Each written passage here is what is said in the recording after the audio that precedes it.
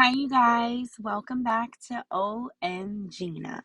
So, oh my gosh, I'm about to be as real as it gets, right?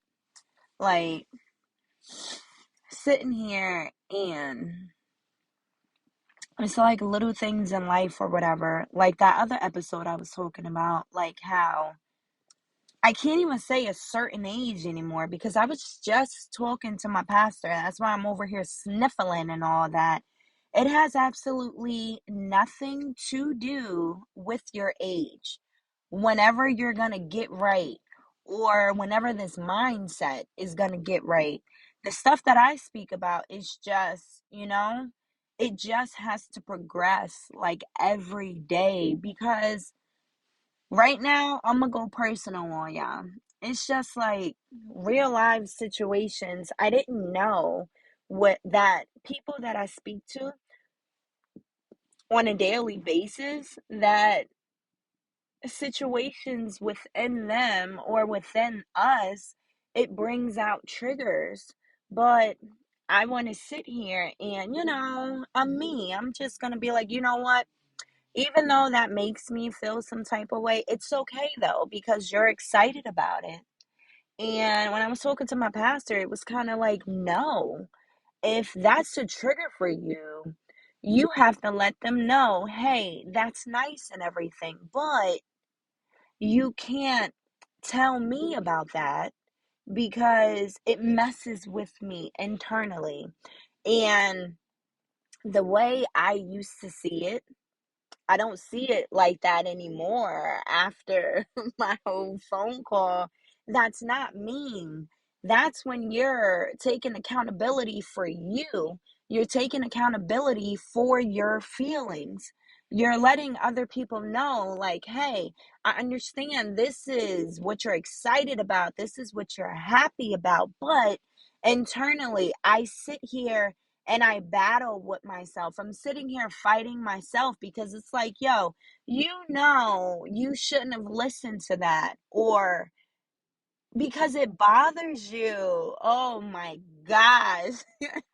That's why I had to jump on this immediately and talk about this because I did not want to forget about this. And the gist of tonight's episodes is just, what do you do when you come across real life traumas that you never knew that you had? Like, oh my gosh, because in a certain situation, what do you do if you don't have someone to speak to? You know what I'm saying? What would you do in a situation like that?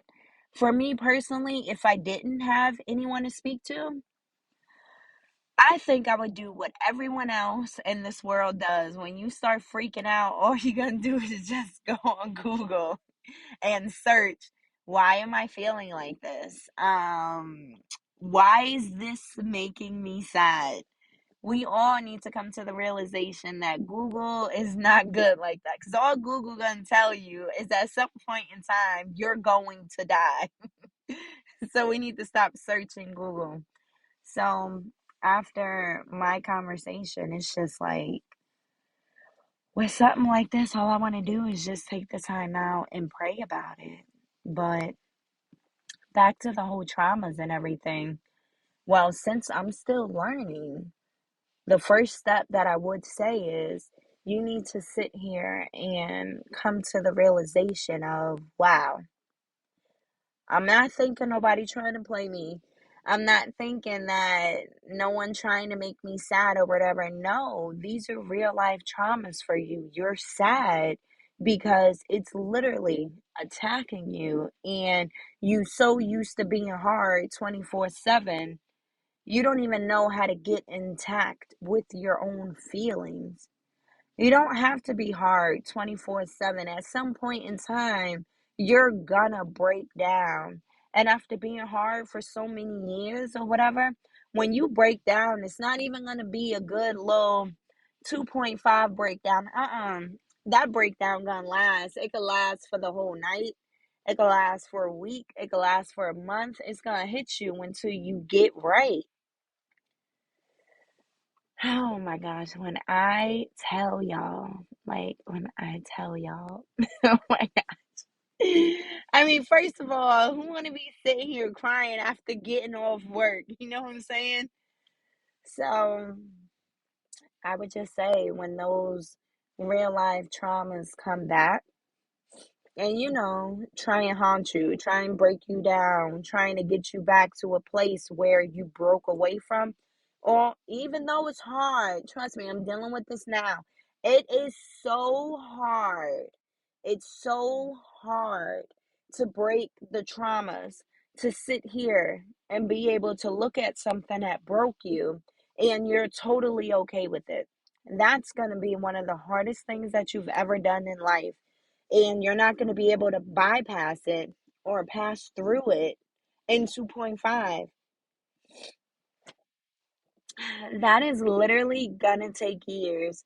And the reason why I'm saying years is because I thought all these issues that I was having or whatever, I'm just like, no, yeah, I know my favorite line. I lived in Georgia and the air is just great and I'm fine now. No, I'm not. Oh my gosh. But I would say the step one is a good one. We just have to sit here and come to the realization of it. Once we realize, like, okay, this is seriously a problem for me. But the second step will be, what are you going to do about it? You can't sit here and keep talking about it and still be the same way. That doesn't work. You know what the problem is. Now it's the time to figure out what steps do we have to start doing now. Start breaking these walls down. Where do we go from here? That's the hard part, because once you figure that out, now you have to stick with it. You can't go backwards. When you make a decision, you got to stand on that. You can't say, hey, like me, I was crying today, so you know what? I'm gonna tell him and I'm gonna tell her and I'm gonna tell them, you can't do this no more. And then what, like 2 years later, when they bring it up again, I'm gonna just sit here and be like, oh yeah, that's nice. Knowing good and well that thing breaks me. No. When you come across something that's literally a problem for you, and you just know, I'm not going to do this, I'm not taking this, and I don't want to be surrounded around anyone who brings that energy that I'm trying to break away from.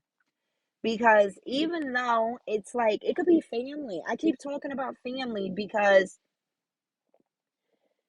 family can break your heart too. You know what I'm saying? It's not just friendship, it's not just relationships or whatever. Family can do that to you too. And who in the heck wants to sit here and really cut off all their family? But sometimes it has to be like that though. And yeah, man. More than likely, the way I'm feeling right now, I don't like the way I'm sounding. So I'm gonna go upstairs and get myself together, and then I'm gonna come back and do a part two for this. Breaking free of the traumas, literally breaking free from them. Be on the lookout for part two.